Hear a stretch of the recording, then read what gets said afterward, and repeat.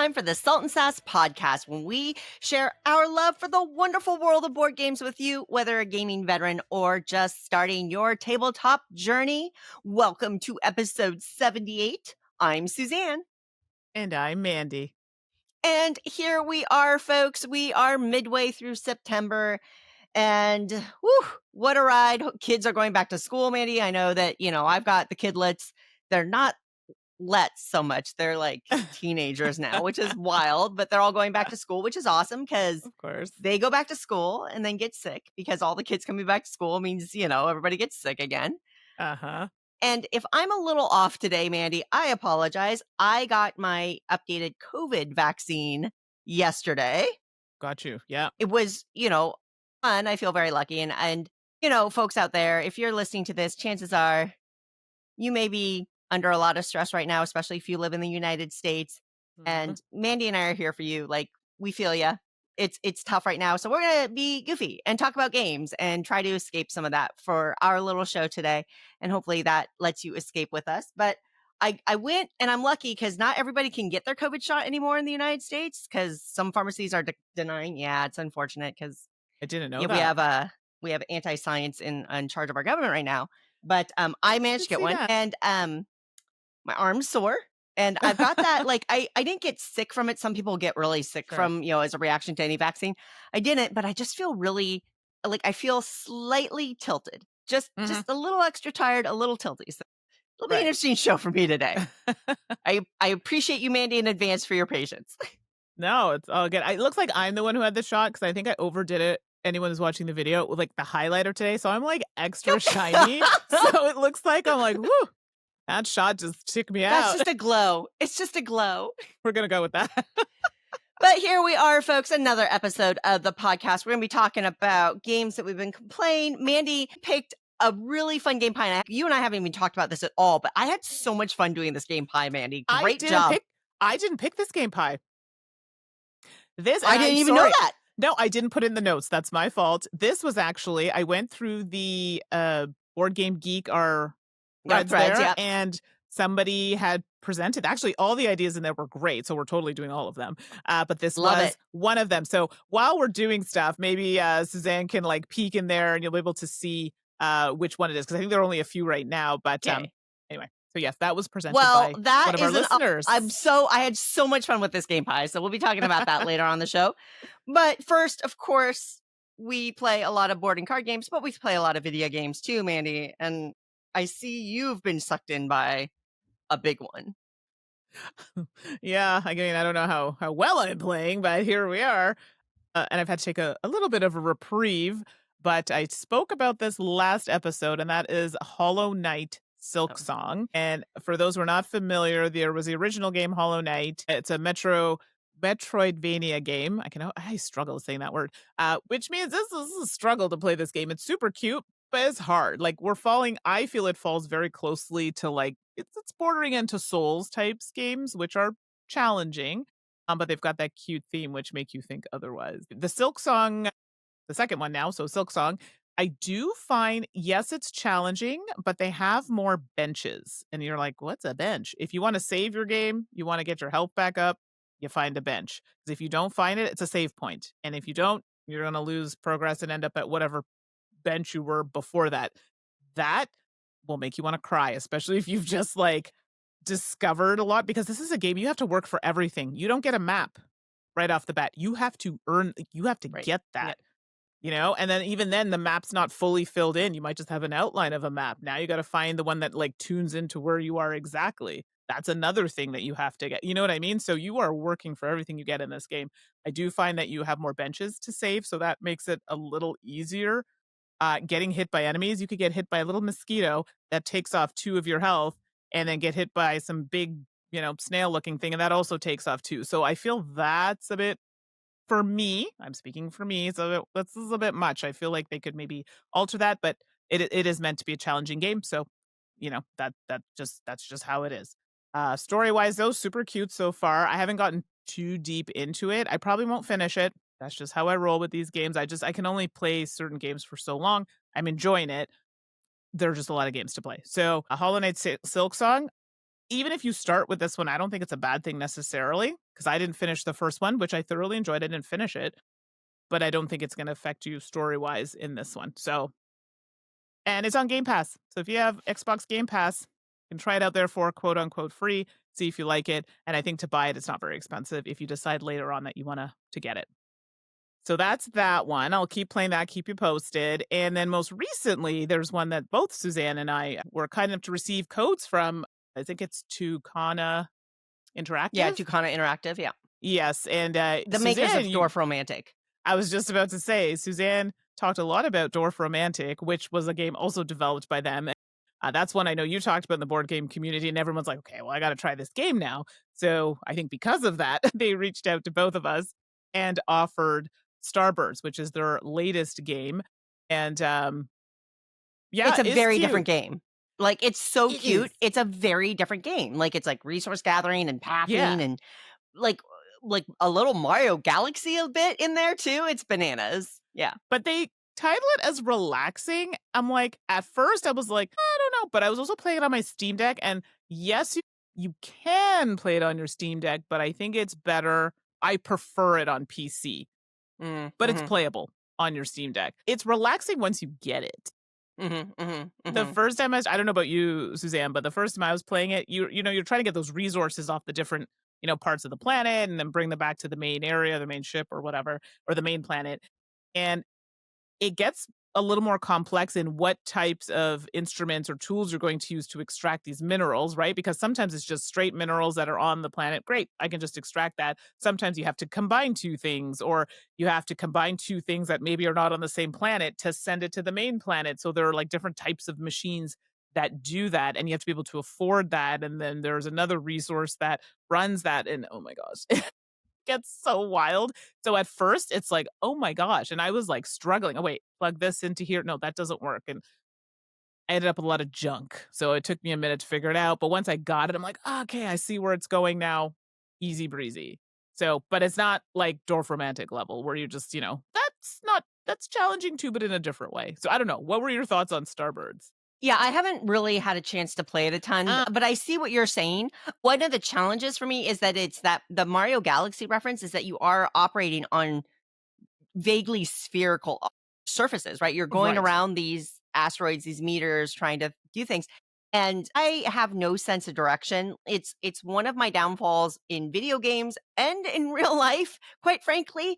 And so anything that makes wayfinding more difficult for me becomes an extreme challenge. And Right. making something spherical becomes an extreme challenge. I cannot, or I very much struggle to be Yeah. like, okay, I plant this collector here. I got to go to this site over here. How do I get back to the collector? How do I Right. and remembering landmarks on the surface that can it's that adds a special Suzanne has no sense of direction challenge to the game that I don't know is supposed to be there, but it's something that I'm certainly experiencing as I give it a try. But it's extraordinarily cute. And to your point, Mandy, I can see where as you dig into it, it becomes more puzzle stress and less figuring it out stress. Right. We'll see. And Play and the more. tutorial's strong. Like the way they walk you through it for the most part is pretty good. There were a couple times I was like, I don't really understand what you're saying, but it like doesn't disappear till you do it. But it also doesn't tell you what to do if you're not getting it. So you have to kind of try and figure it out. But for the most part, I feel that it's pretty strong in guiding you. And there's some cute dialogue and story and that sort of thing. I like the colors. The art's really cute. So yeah. So overall, so far, I'm liking Starbirds. I did, shameless plug, do a stream. So it's posted on the channel if you just want to see a little bit of the gameplay. I'll probably do another one at some point. We'll see how that goes. So that's Starbirds. That's it for me this week. It's been a really busy week. I'm sure I'll have more the next podcast. But I know, Suzanne, you have a couple to talk about.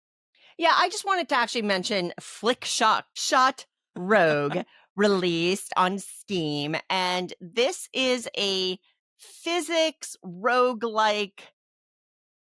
Honestly, it's more like a pool game. So you're in a pirate environment and you get a board or pinball and you have a little hero on a disc. They look like Heroes Clicks figures, right? You've got a character on a base with your health dial on it. And you just, you click and you pull back. This Steam Deck verified. You can use your controller too. You click and you pull back and you see the line, right, that this pirate's gonna go on and collide with walls, but more importantly, collide with the enemies that are around the Right. board. And as you level up your character, you're gonna level up their abilities. Like one pirate's really powerful when you strike enemies, they do a lot of damage.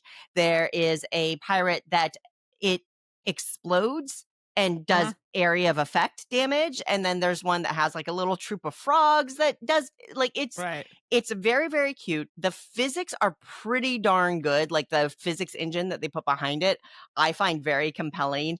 It's adorable, it's got some interesting level ups, it's got some cool gameplay, that roguelike, you go Uh-huh. through a map and you pick, do you do Sure. combat, do you level up, what that kind of thing. It's definitely worth checking out. So that's Flick Shot Rogues. I'm really enjoying it. It's just the level of, like, goof, but interesting goof that I need. Right, right, right. Okay, cool. I hadn't heard of it, but maybe I should check it out. Add another one to the list. Yeah, yeah, I think you should check this one Okay. out. Yeah. Alrighty, so we've got some crowdfunding projects because crowdfunding's definitely swinging into high gear. It's gonna be an interesting time in crowdfunding over the next few months, I think. So we'll see. For example, we're seeing more publishers. So, for example, I just paid my extra tariff fee on my Rococo La Patisserie pledge with Eagle Griffin. They came out and they said, "Hey, we can't cover all the tariffs for the U.S. So, U.S. backers, you need to pay us a small part of the Sure. tariff to get your games, or we won't give you your game." Oh, Which is fine. I get that. sure. It was $4.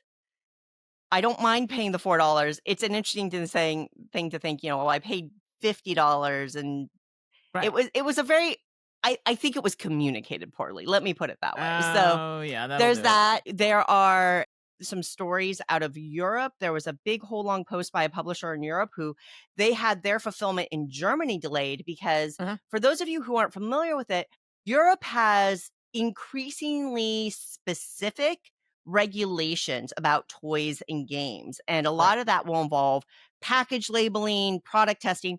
I'm not criticizing that. That's a good thing. They're trying to keep their population safe and appropriately marked. Of course. But it can be a quagmire if you aren't used to selling in those areas or you're not familiar and the regulations change. Uh-huh. So you can go to print with something and have it change and have to like retroactively try to address the current um requirements. So there's a publisher Right. that came out and talked about all the struggles they went through to do that for Germany and blah blah blah. So it's an interesting time in crowdfunding.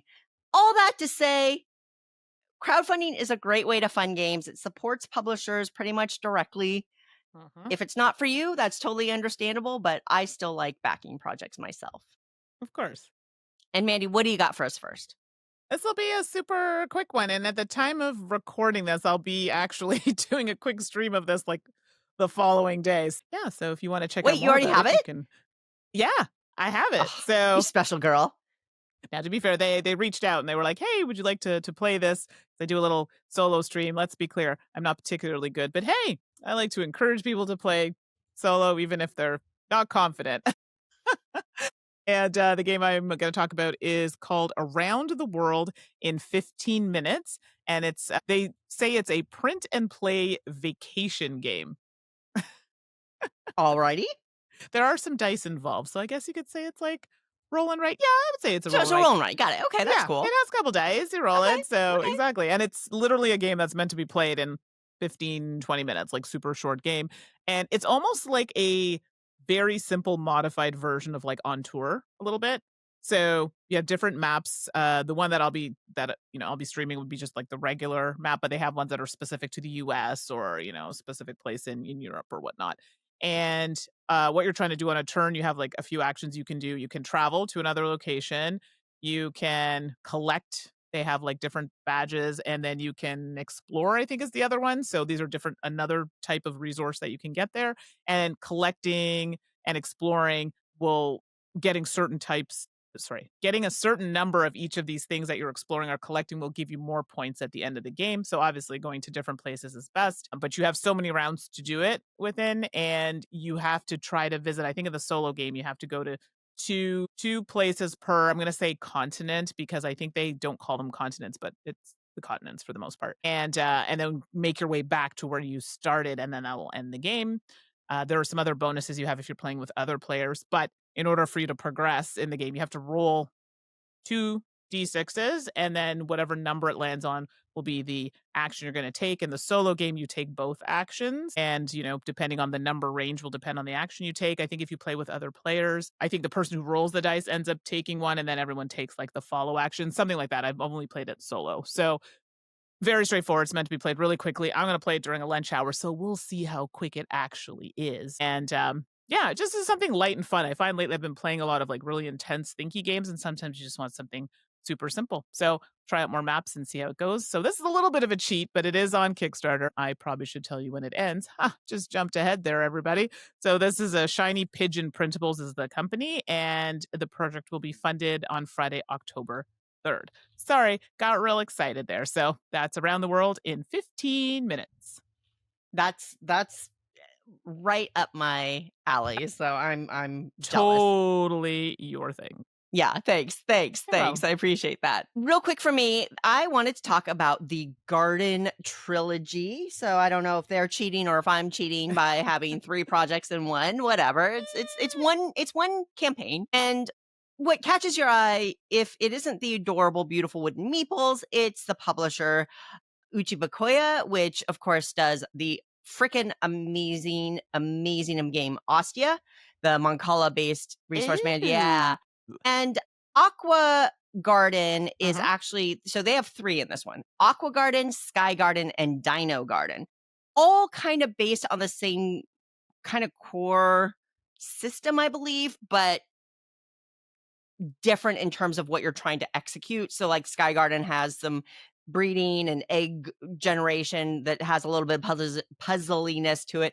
Dino Garden has something about generating meat and then feeding the dinos and that kind of thing. So they're not the same game rethemed. There are play differences between them. I was about to ask you because I didn't see this one and I own like all the other ones. Right. So if I own those, this is still okay. Like it's not well, a repeat. you own Aqua Garden. I do too. I do. So we have the original Aqua Garden, but here now Sky Garden and Dino Garden are Those brand new. Got it. And they kind of serve a family. There's a new box, like all the boxes go together beautifully. I'm backing as we speak, by the way, everybody. Oh, there you go. I'm just saying. And these are the Aqua Garden game. Just speaking for the one I've played, it's a nice lightish weight game with gorgeous production, and all 3 of the garden games in this series look like that. And I'm just telling you, the meeples are bananas amazing. So check that out. It is the Garden Trilogy on Kickstarter from Uchibakoya, which if you know them, sometimes these games, like the crowdfunding campaigns they do, are kind of the only way to get them in the North American area. So keep that in mind too. You can also add on a couple of other games, including Sweetlands and some of the extensions for Ostia. So that ends October 15th. It's on Kickstarter. That's Garden Trilogy. Oh, I just saw the price and I know it's an expense to ship them and everything, but oh yeah. Ooh. Yeah, a base game will cost you $50. If you get the set that has everything, let's it's be clear. $300. I was gonna say US dollars. Yeah, it's just the 2 that I want. So for us Canadians and possibly Australians, you can tack on a little extra, $20 or $30. It's like close to $200 for just the 2. And that's not including shipping. So again, just bear that in mind. Yeah, it's a lot. So. Alrighty, that does it for crowdfunding. Mandi, we've got some games that we have been playing. So let's get to those. Let's check it out.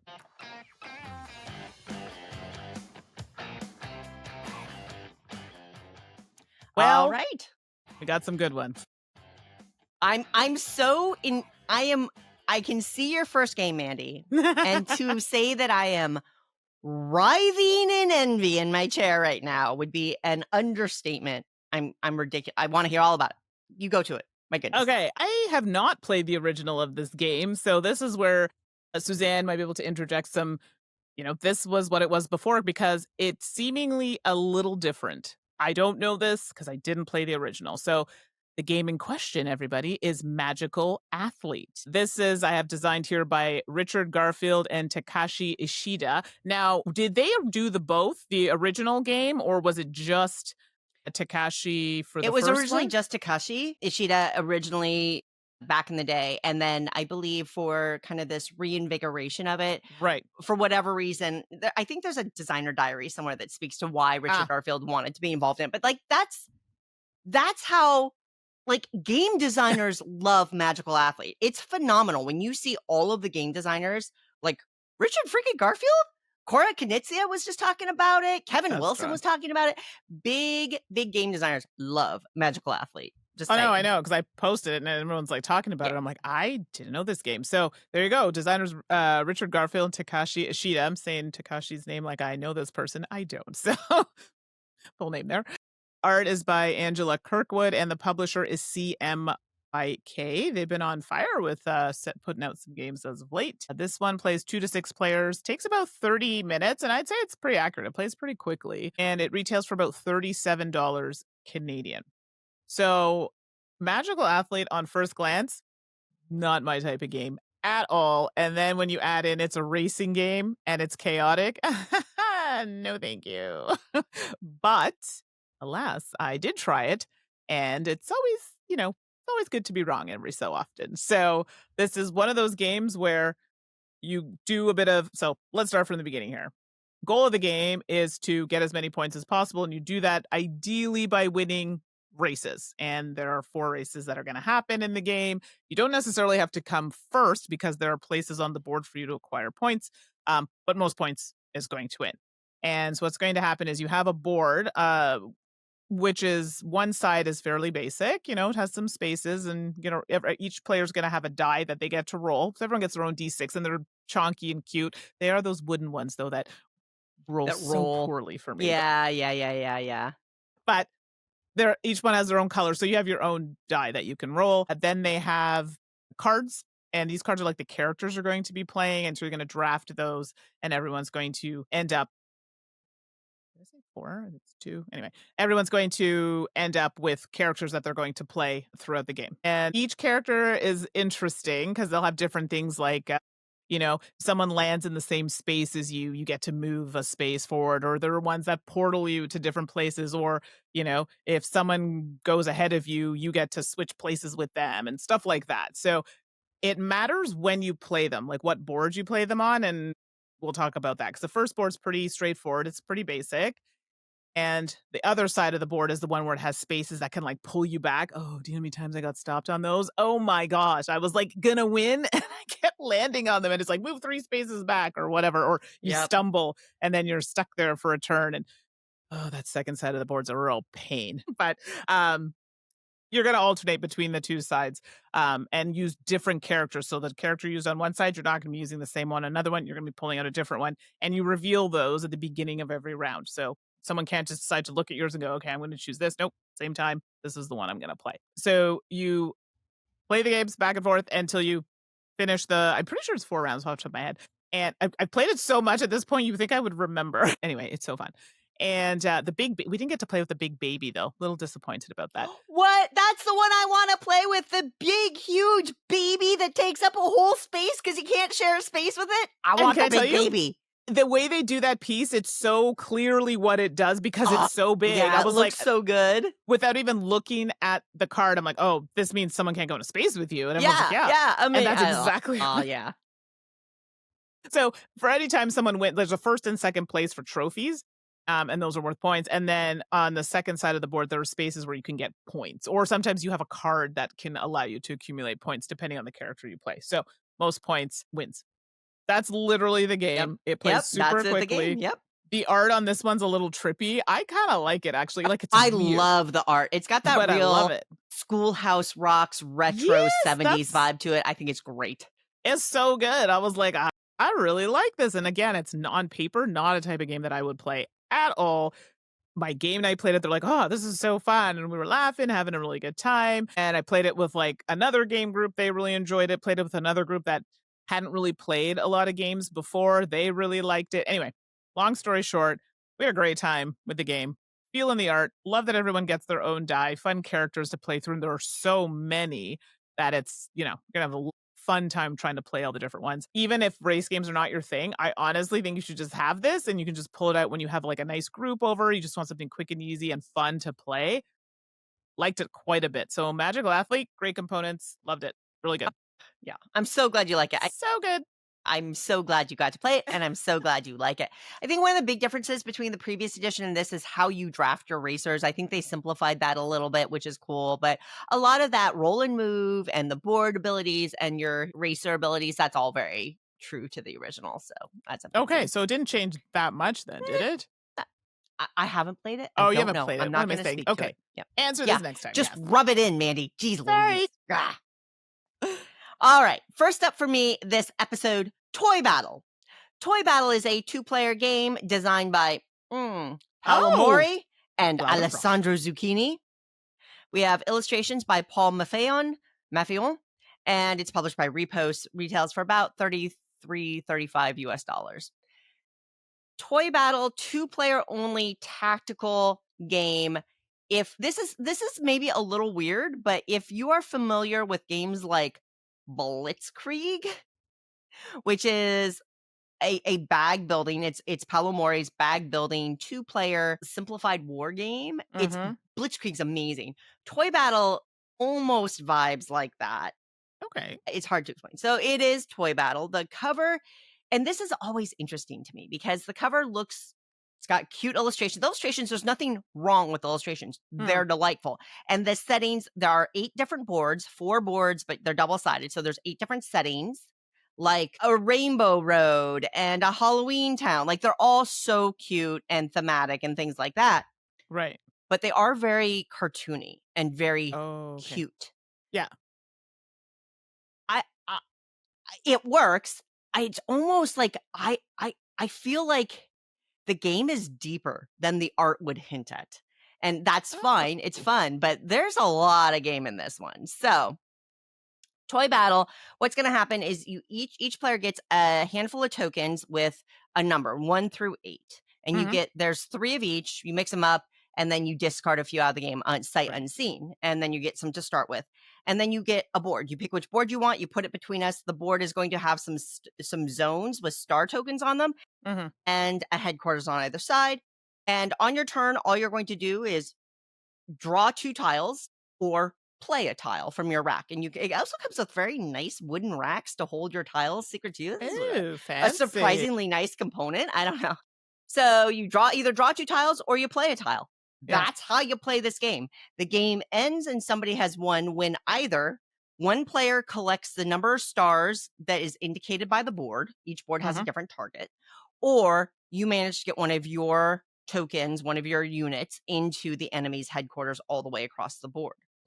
In general, the rule of play is you can path from your headquarters out to one of the other spots, play any one of your troops, or you can play on top of another troop, your own or your enemies, as long as you are higher. So, man, if you had a number 3 token in that space, I could take it over by playing a number 4, 5, 6, or 7 on 8 or on top of it. Oh, yeah, no, exactly. So there's that kind of back and forth, and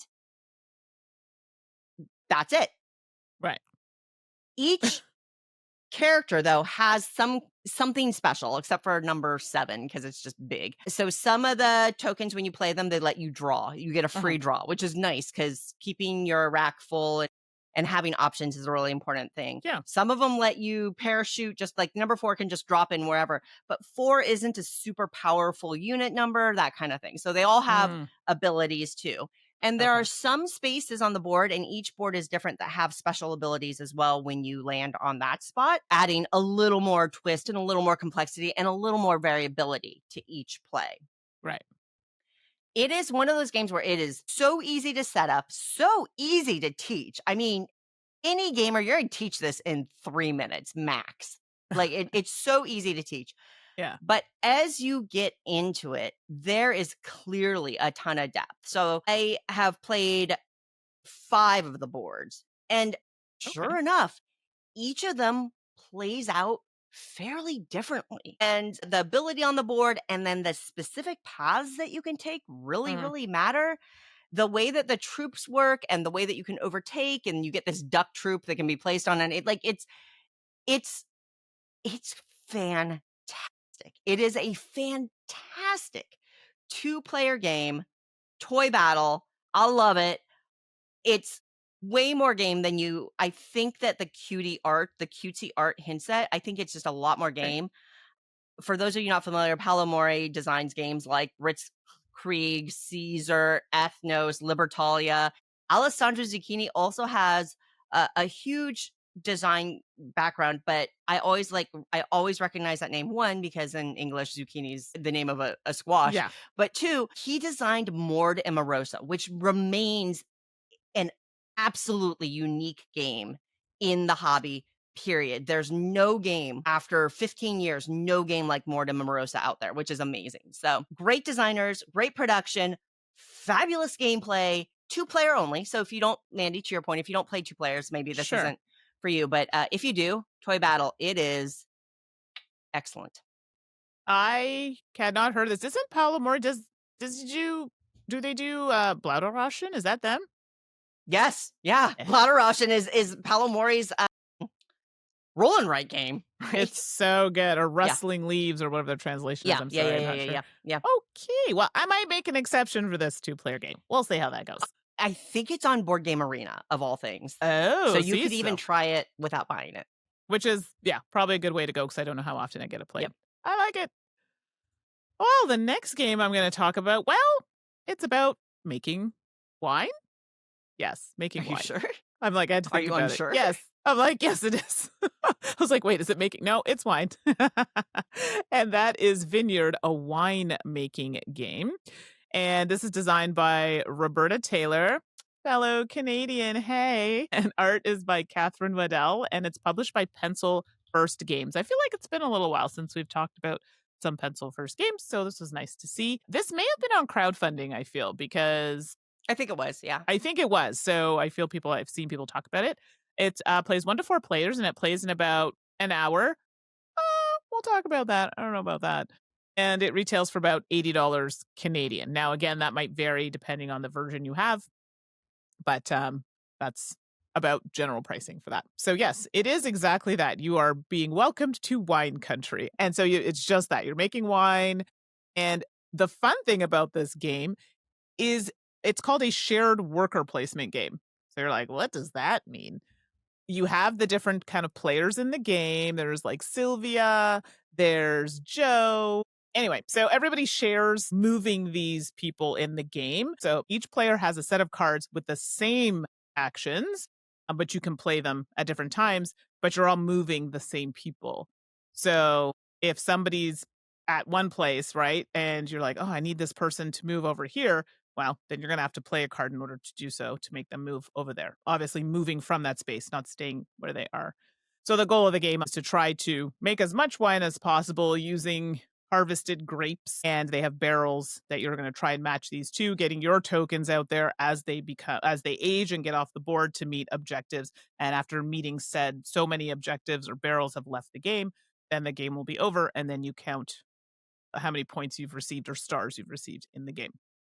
So each player has a board that has all of the people that I was talking about, Joe and all of those faces, and they have abilities under them that you can upgrade. You start off with one of them, but the rest you have to pay to upgrade, and everybody's board is slightly different. So I might have the board where I have Joe and his special ability, and they've already given that to me, but then someone else's board might be a little differently set up, and they might have Sylvia with their ability as that's highlighted or paid for already. So they're slightly different. Same characters, but just the layout might be a little bit different. Everybody gets a hand of cards. Like I was saying, that they have the actions like you'll be able to harvest, cultivate, age wine, that sort of thing. You all get those to start with. And you also get an objective, like an end game objective that you get to try to focus on as well. Then there's the main board, and the main board has a few different areas. There's a top of the board where you can get cards that'll kind of give you immediate benefits. It's usually money, potentially giving you a discount on upgrading the cards you have in your hand, getting upgraded cards. That's another side of the board. You can go to kind of pick grapes, or when I say pick grapes, kind of move them down so you can push them in an area of which they later then can be pushed into making wines. You can harvest those grapes. So instead of like one grape, it'll turn into 2, or it's a wild or whatever. And they're all colored to match the objectives. And then there's a spot where you're going to be able to age the wines to get them off the board and to meet those objectives. And obviously you putting your heart tokens on them, because you'll be able to do that. You want that because that's kind of showing that you have more presence. If you have more presence on there, and that's what you want because you're going to get more points if you kind of like win that tile. So if you had 3 and Suzanne had 2, it's better that I have more, so I'm going to get more points. Yeah, thanks for making me the loser of that interaction. Okay, listen, it's usually me. I needed a win, so that's how that happened. I think I covered like the most of it that you're gonna do. So you play through. Literally, that's what you're doing, moving the different areas. We played with a few of the extra like little expansions. There's a cat, and depending on where the cat ends up landing, it could potentially give you an extra action or just additional things to that action that you can do. Like you might be able to harvest and cultivate on the same turn instead of taking 2 turns to do that. Something to note is when you're playing the cards, you play them under the people you want to use, and then you can start kind of laying them on top if you're running out of space, depending on when you put them. But there's also a card that's like there's an admin action, so you can pull all your cards back. So when you pull them back, you'll get money for each card that you pulled back, and then you'll also have an opportunity to upgrade abilities and to buy cards to upgrade cards in your hand. So that's pretty cool. I thought that was a good action. It kind of reminded me of like, when you consolidate in Nippon on a much lower scale here, but you get the idea. It's not a bad thing, yeah. But just for those who have played that game, it's that kind of concept. Yeah, so at first I was like, this is weird. I don't know if I like this. And then a lot of people are playing with like, yeah, okay. Like I just didn't get it at first. And then when we started playing, we're like, no, this is good. Because, sometimes I'd move someone somewhere. I'm like, yeah, try getting that spot now. And I'm not that kind of player. But and yet here you are telling the story with that evil cackle. I know, because it's funny. But yeah, I don't think it's a game that's meant to be like inherently mean. But yeah, there are ways to block certain things off. I mean, when it comes to aging those wines, I wasn't playing around because somebody we were playing with had so many of their hearts on there and he was just pushing it through. So I had to be like, no, not today. I got to age my wines first. Although he did end up aging his in the last round and blocked me from aging mine. So I lost like 10 points on that. Revenge. I know, it's terrible. But so we started to see the appeal of the game. We started to see the strategy behind the game. And what's cool about this game, it's like a family level. Do you know what I mean? So like you could play it as like a family type game versus some of these other, like we have other games that are winemaking games that are a little bit more complex. This definitely falls into one that you can play with the family. But even we were like, as strong, like strategy based gamers, really enjoyed our time with it. And we thought it was really cool that they did something a little different with the shared worker placement, everybody working with the same workers and then really trying to limit what other people were doing. So this was one of those games that turned around for me kind of midway. I'm like, I get it. I see. That's cool. I understand. And that's Vineyard, a winemaking game. I actually really liked it. And I thought it was a strong game. That's awesome. That's very cool to hear. I love that you go in and the strategy emerges as you play. That's really cool. Yeah, absolutely. All right. So here we go. Boy. All right. I am going to talk about a solo board game called Onoda.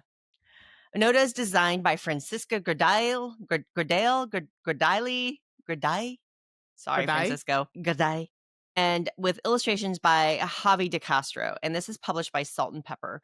Salt and Pepper is one of my very favorite publishers. I think they have phenomenal taste in games that they select to publish across the board. Onoda is a game about a real situation and a real person. Hiro Onoda is famous because he fought a private war for 30 years on Lubang Island in Japan. Wow. He didn't realize the war was over and continued to fight a guerrilla war basically on his own. There were some other elements to that as well. And this game brings that forward. So the rule book has a whole write-up and a whole history about it. Oh, wow. Basically, your board represents Lubang Island in some different regions. You have an event deck, you have a mission deck, and you have a lot of alarm tokens. A lot of alarm tokens. A piece that represents Onoda and a bag full of cardboard tokens that have rice bowls on one side and a number on the other side. What you're going to be doing is you can play through 6 rounds, or you can die or lose before the end of this. Before the 6 rounds, you can also just lose the game. I have never made it. I've played it 5 or 6 times. I have never made it to the 6th round. Fair to say that's about my abilities and not the game itself.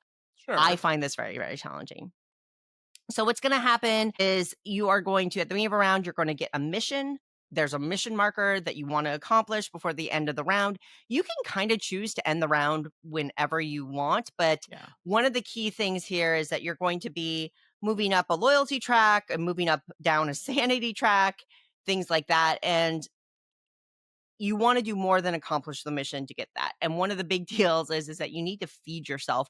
There are also historically a couple of other people, Kuzuka and Shimada, that are involved. You can also, Akatsu can also be pulled into the game. These are all relevant to the history, Mhm. and you have to feed them. And if they are, there are things that can make them go deactive.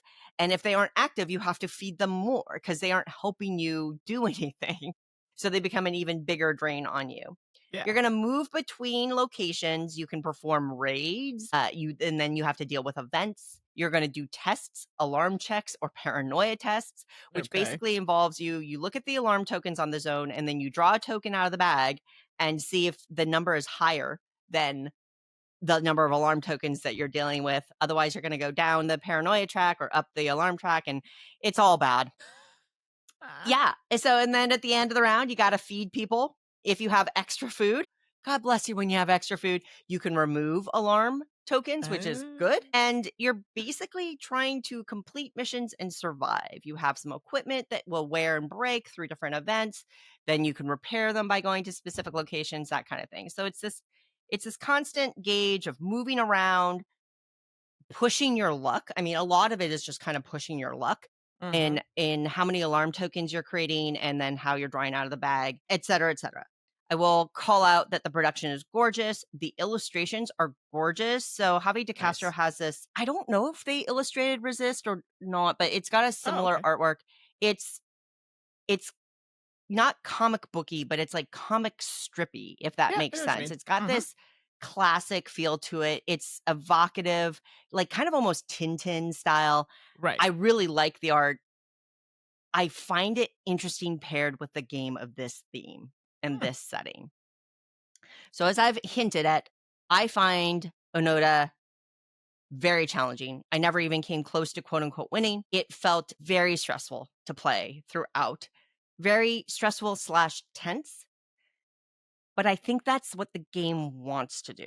I think the game is executed very, very well. I think it's an Okay. excellent solo game mechanically, and I think the way it represents the story that it's telling Mhm. is it's for me, it was practically emotional. Like I got Cool. emotional. So Mandy, if you're familiar with a game that came out a number of years ago called The Grizzled, which was Oh, like yeah, a yeah. I solo. played that game a lot. Yeah, I played a lot of The Grizzled too, but I stopped because Yeah. in some ways, right, The Grizzled was about World War One soldiers. You feel the stress, you feel the pain. Yeah. Like game made me emotional.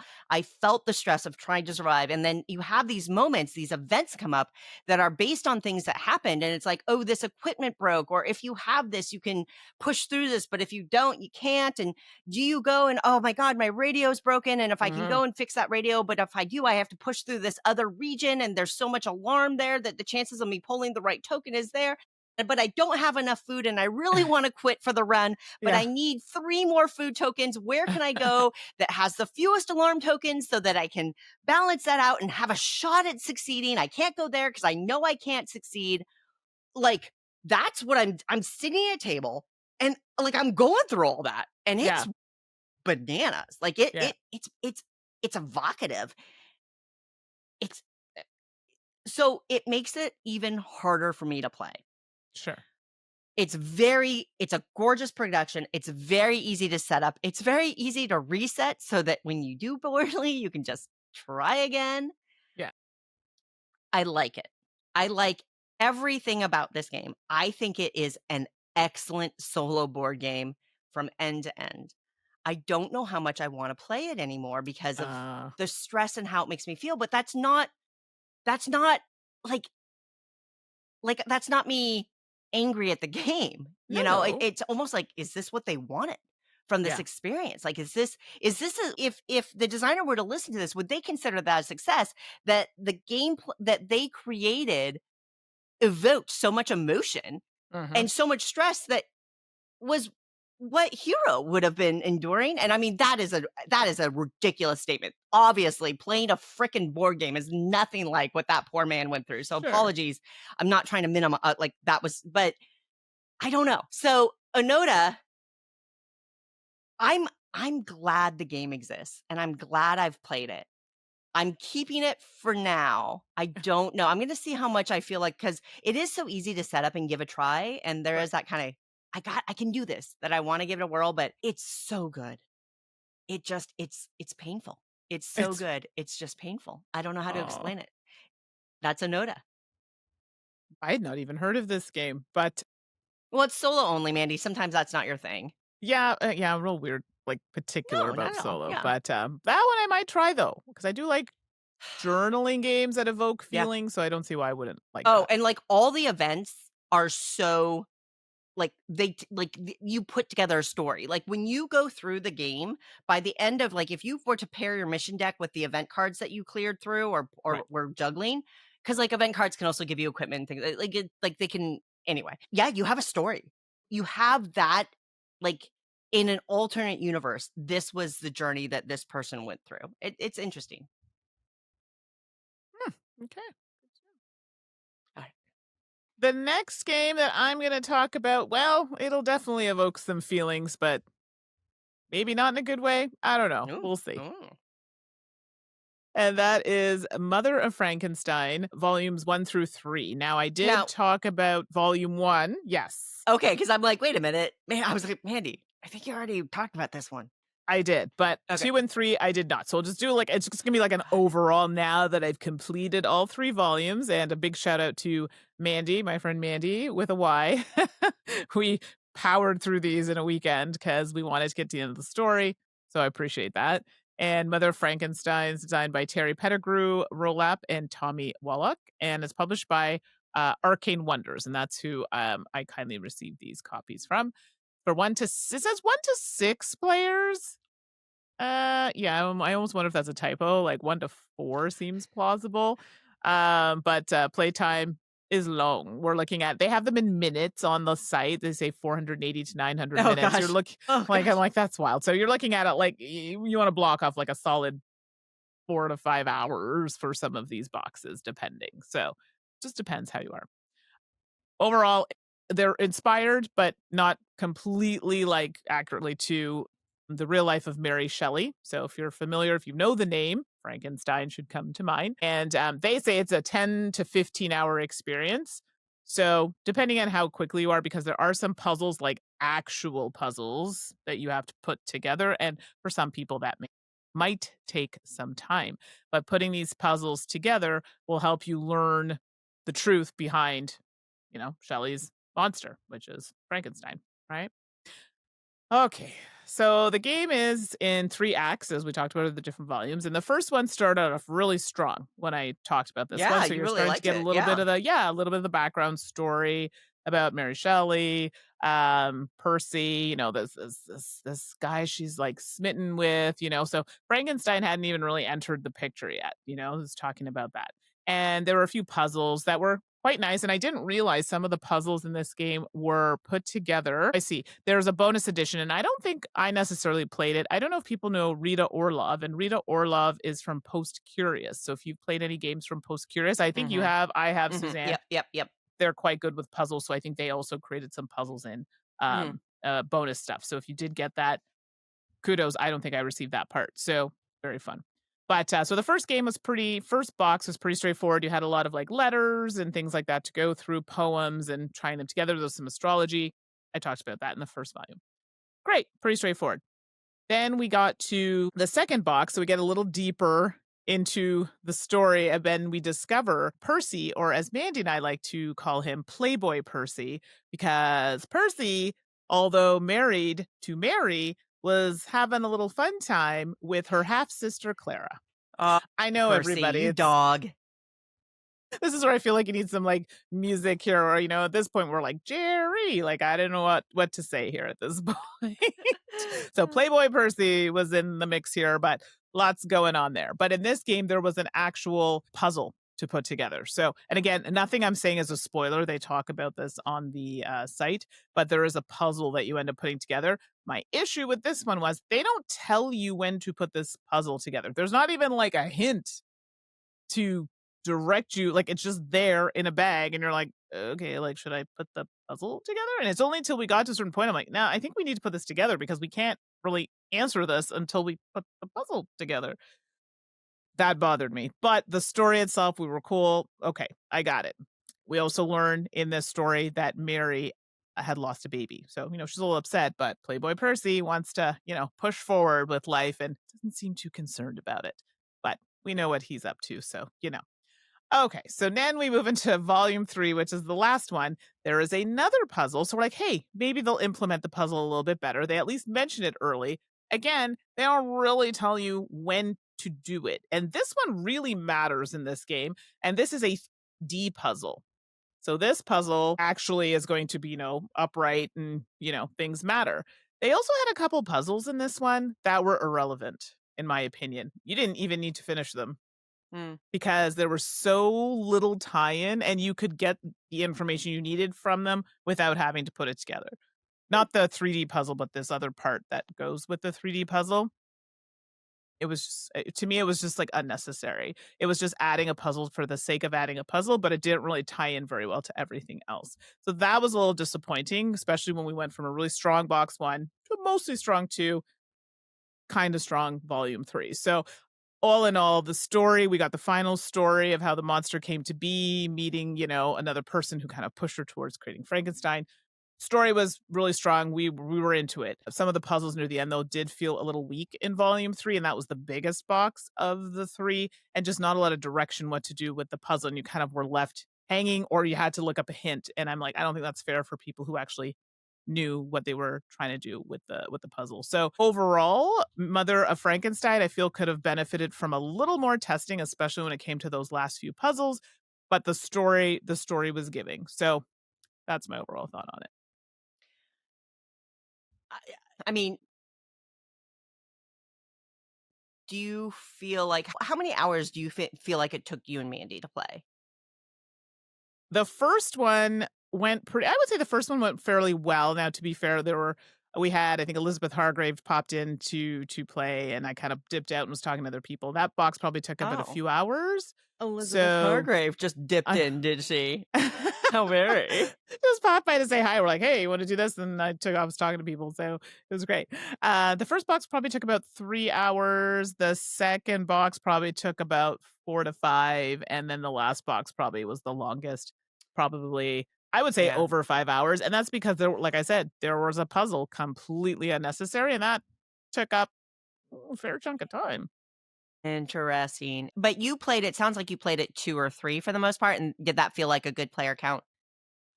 Yeah, I think you could play anytime anything gets past 4, even 4 is pushing it. There's always someone who likes to take over, and I'm the type of person, if someone wants to take over, I'm just gonna sit back, you do what you gotta do. Do you know what I mean? You are. Oh, yeah, I've seen it happen in games. Yeah. You're like, I "All right.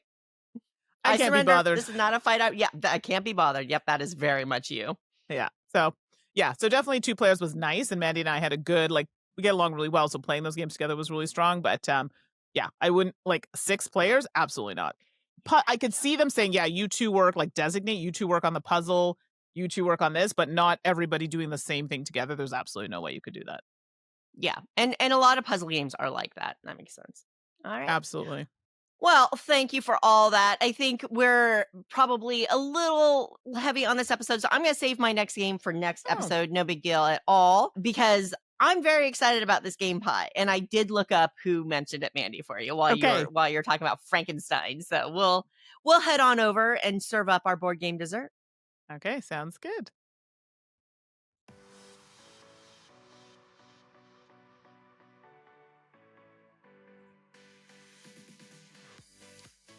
It's that time, folks. It's time for your board game dessert. It's game pie time, when Mandi and I serve up a selection of games curated by our good taste and our whims, because we hate ranking things and we love delicious baked goods.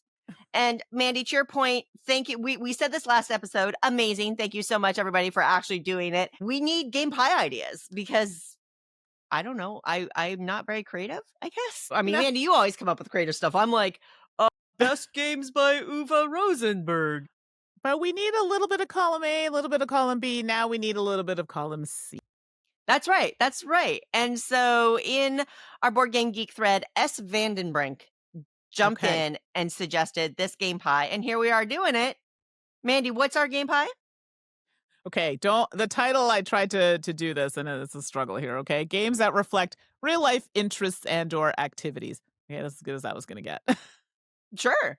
Well, and ultimately, this is going to be hugely different for anybody, which is Sure. again, when I put the episode thread up, let us know what because this would be such a personal pie, right? So Right. let us know what your game pie would be of games that reflect your real life interests and activities, because it would be really, really fun. I loved this suggestion, and No, I so opened it good. up and I immediately started thinking, like, one popped to mind right away, and then I started, "Well, what do I wanna reflect?" There's so many things, and ultimately, Yeah. I landed a lot on food, but that's okay.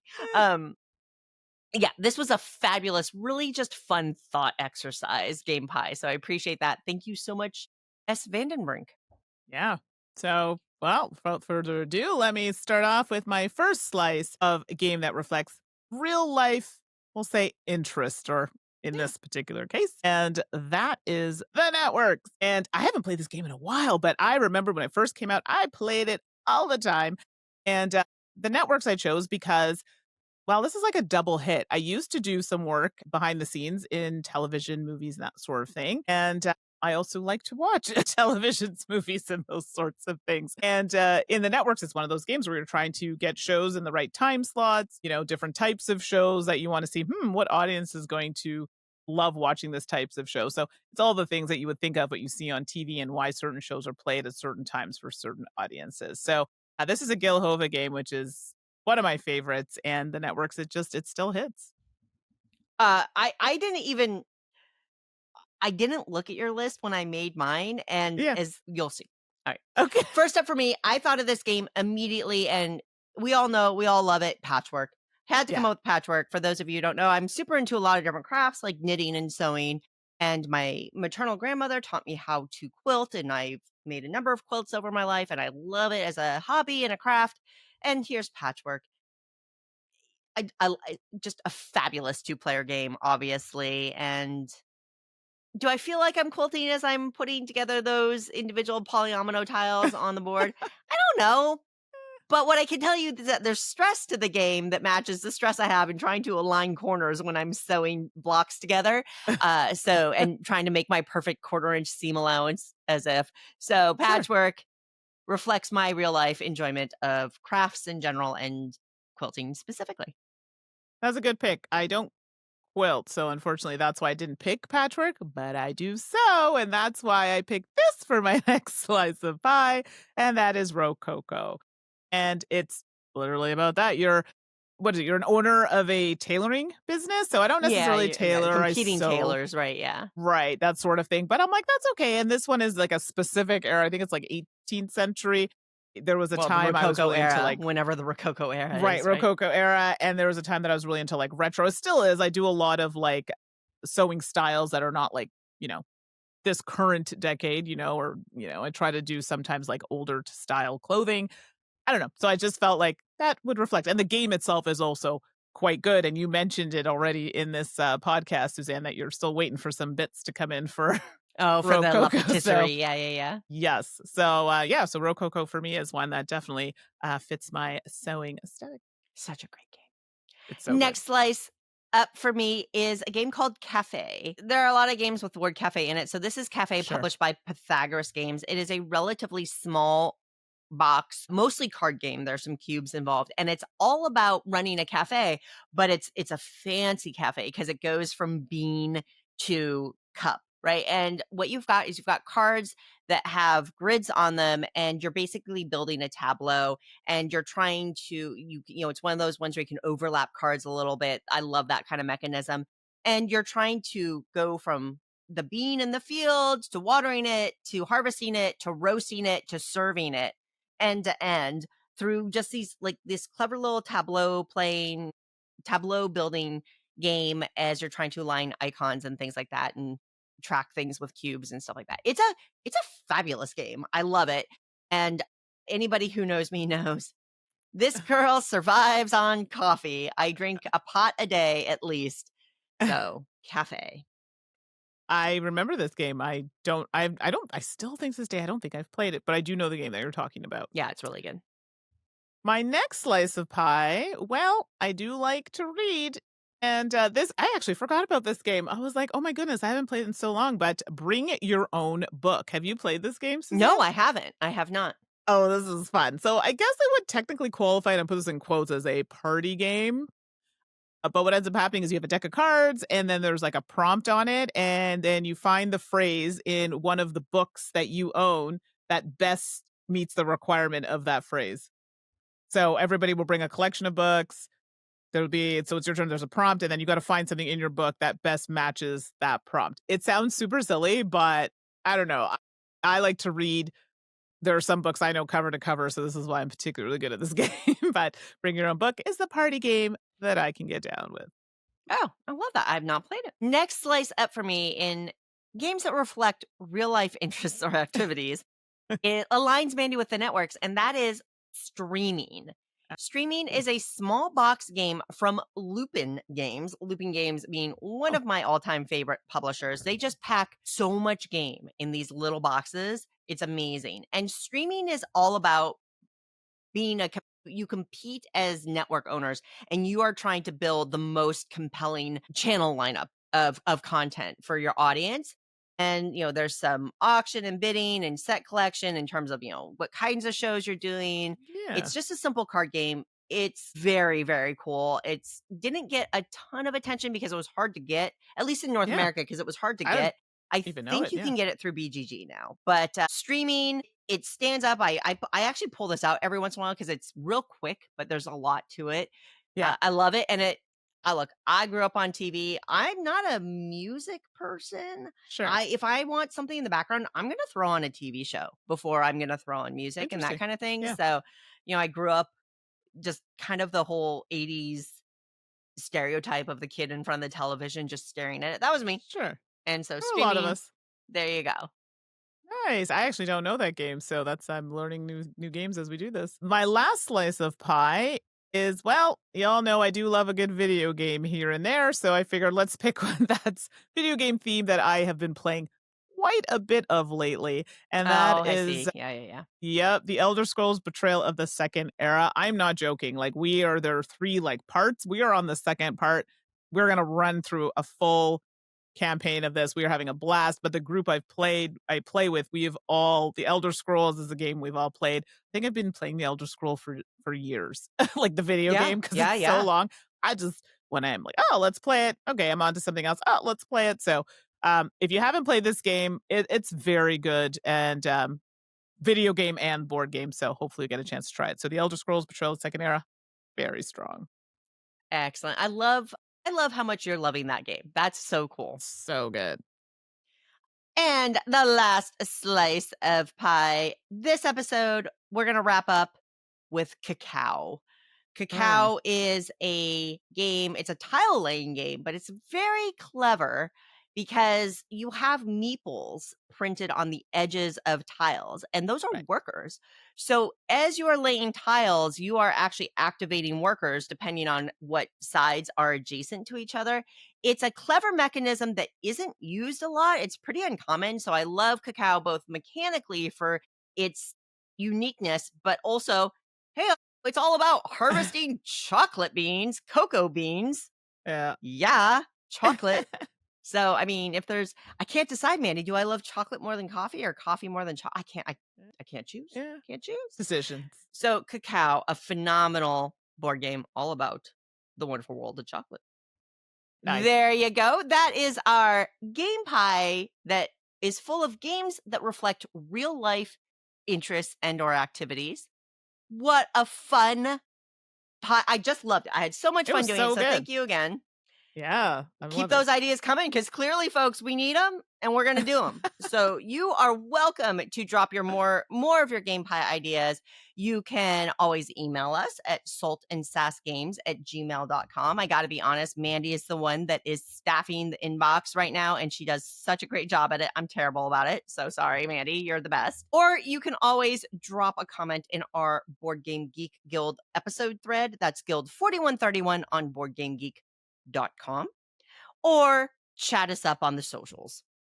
Yes, you could. Well, you might be watching us right now on either Twitch or YouTube. And there we are, Salt and Sass Games. I try to get to comments. I'm sorry, I'm managing quite a few things, so I apologize if it's a little bit late, but I promise I see it and I will get to your comments.